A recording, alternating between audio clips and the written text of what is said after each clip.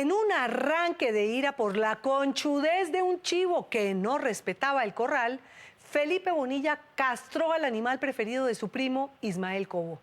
¿Quién se iba a imaginar que por los cojones del animal empezó una guerra sangrienta que no solo acabó con los hombres de las dos familias hasta la cuarta generación, sino que además envenenó de odio a los Pinto, a los Cobo, a los Campuzano, a los Bonilla, a los Gómez, a los Soto, a los Noriega y así a casi todos los apellidos del centro y la Alta Guajira?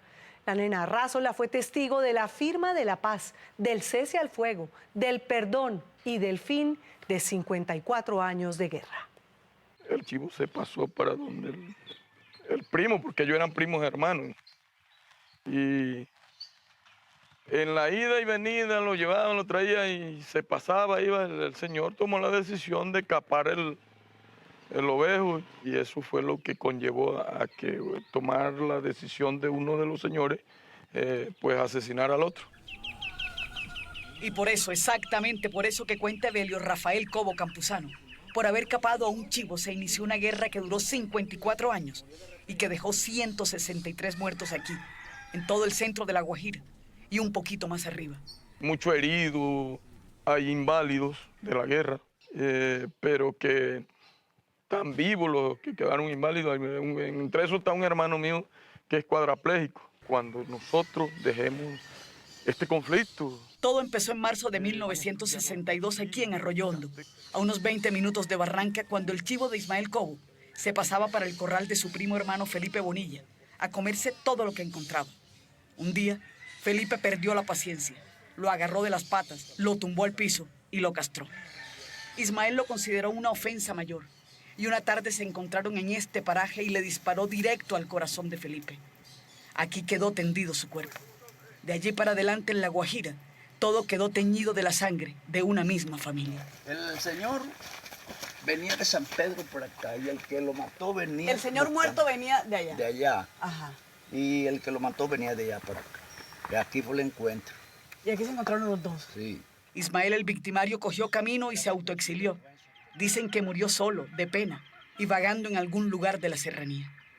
Al día siguiente le quemaron el rancho Ismael y empezó entonces una vendetta criolla entre primos hermanos, sobrinos, cuñados, y todo aquel que llevara el apellido Cobo, Campuzano, Noriega, Fernández, Pérez, Ospino, Pinto, Mejía, Gómez, Bonilla, en cualquiera de sus combinaciones, y 40 apellidos más. De eso quedó, como llamamos nosotros por acá, la rencilla, la cuestión.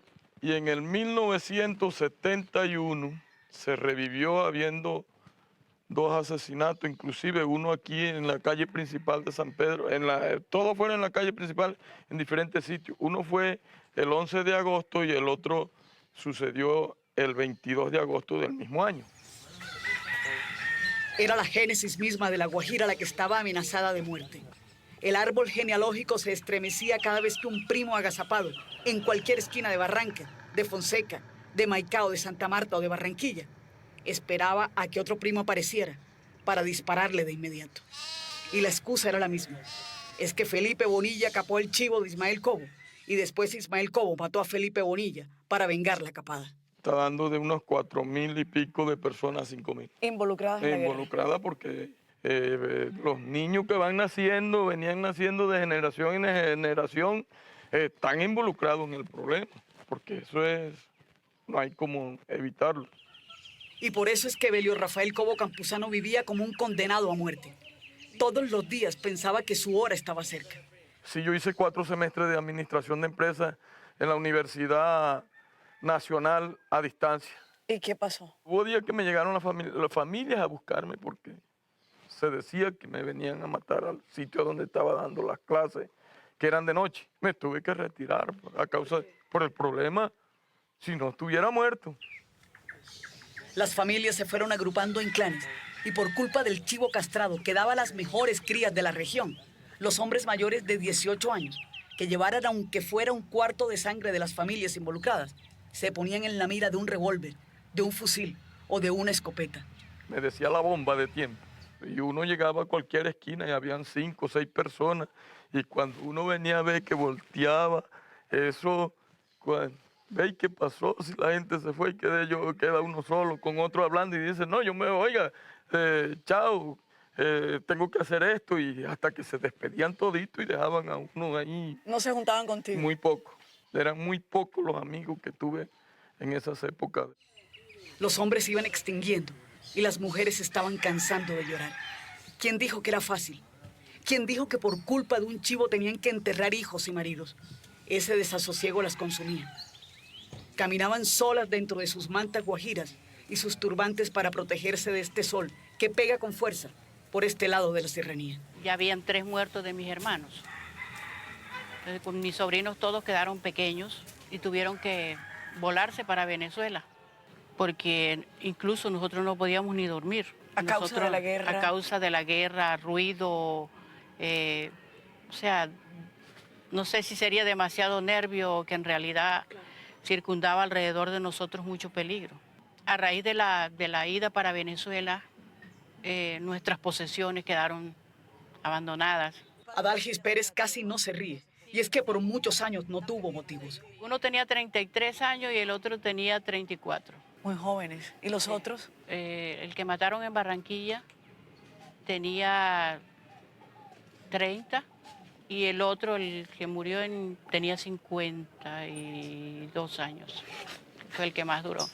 Yo soy de la familia la única que ha llegado a 61 años. Me siento privilegiada por eso. Las familias eran algo así como retazos y lachas que quedaban colgando por ahí, regadas, y algunos no hallaban escondite seguro. Ya yo después me armé también. Yo dije, bueno, ya lo que venga. Y de la coincidencia que nos encontramos allá donde se le dijo la cruz en San Pedro. Ajá. Ahí nos encontramos, ahí lo liquidé. Que cuando ya me tuvo, eso deben de hacer como 60 años, 70. Evelio Rafael Cobo Campuzano andaba armado y huyendo. 54. Y en cada refugio iba teniendo hijos, tal vez como una forma de rebelarse contra la muerte. Con todas las dificultades de la guerra, hay 9 hijos reconocidos. Imagínate en paz. Sí. Si hubiera sido en paz, pues hubiera hecho como mi abuelo, hubiera hecho como 50. No tenía ganas de morir ni de matar. Por eso hace 16 años intentó buscar la paz con el profesor Luis Medina. Pero qué va, el profesor fue asesinado y de nuevo a vivir con miedo. ¿Cuántos atentados hubo después de eso? Varios. Después de eso hubieron una cantidad de muertos. Entre esos, José Manuel Cobo, un viejo señor ya de como de 80 y pico de años, 79, 80 años. No me gustaría ni decir los nombres porque después van a ser posible estar, vayan a causarle dolor más a la familia. Yo creo que ya esto lo hemos subsanado porque no confiaban En 2004, Evelio Rafael coge otro impulso, sabiendo que el próximo muerto podía ser él. Ya eran muchos muertos por un chivo impotente. Conoce a Doris Carrillo Pinto, una prima suya del otro bando, y ambos deciden hablar con sus respectivos clanes. Al comienzo, nadie creía.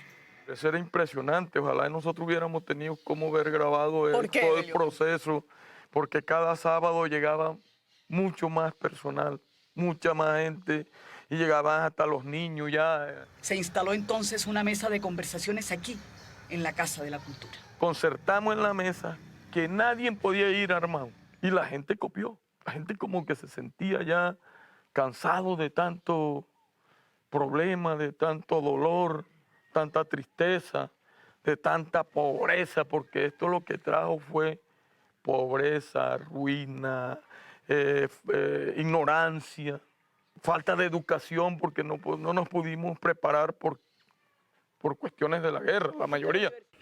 Iban con calma porque no querían que esto se les viniera al piso. Faltaba mucho porque había que ubicar a los que estaban en Venezuela. Y lo segundo, consolidar la confianza. Aquí se comenzó eso y fue hablando. Aquí no vamos a culpar a nadie. Ya no hay culpable. Eso fue algo que prohibimos. Nunca se habló de la palabra reparación. No. ¿Por qué? ¿Cuál era el sentido de eso, Evelio? Porque es que todos perdimos. Y entonces, ¿quién a quién reparaba? Tantos años de mirarse como adversarios y ahora tener que mirarse de nuevo como familia. Eso era un paso difícil. Lo primero que tratamos de prohibir fue de hablar de enemigos. Sino, quitar la palabra sí, enemigos. Enemigos y conflictos y problemas, sino hablar. Aquí solo nos estamos en la reconciliación y en la paz de las familias. Y por ahí fue que fuimos encabezando todo el tema para que se pudiera llegar al feliz término. Fueron años de ires y venires. Los que se habían exiliado en Venezuela dudaban. Los del barrio El Pilar en Barranca tenían miedo. Los que vivían en Maicao estaban asustados. Es que nadie confiaba en nadie. Por eso a Evelio Rafael se le ocurrió meter a personas que no tuvieran ni arte ni parte. Ahí establecimos una mesa de diálogos. Pero faltaba una voz ancestral, una voz guayú. Y acudieron a Saúl Carrillo, un hombre de esos que lleva la palabra de un lado al otro hasta que tenga sentido. Aceptó de inmediato. Es que ser ayudador para eliminar un conflicto que es más antiguo que las FARC valía la pena y el esfuerzo. Sí, mi tío, lo mejor que nosotros hicimos fue la paz. Sí, señor. A través de esa costumbre tan importante que... Hasta la sombra de un palo en Barranca le servía a Saúl para ir quitando motivos, para ir buscando otros significados a palabras recias. Solo Dios nos dio la oportunidad de que a través de esta costumbre guayú pudiéramos lograr este acuerdo de paz.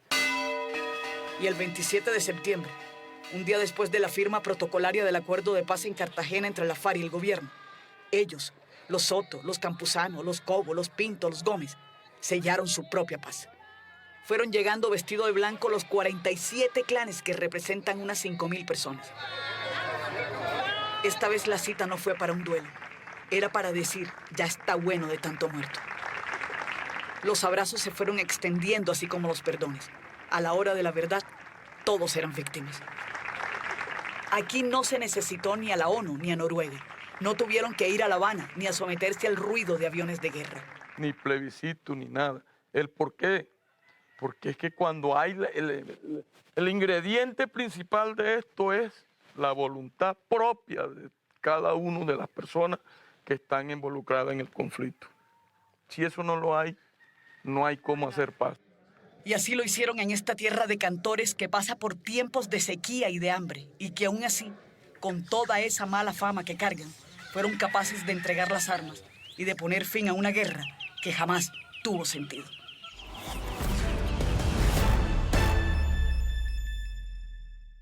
Los descendientes de los Cobo y los Bonilla están convencidos de que su acuerdo de paz, ese sí, será estable y duradero.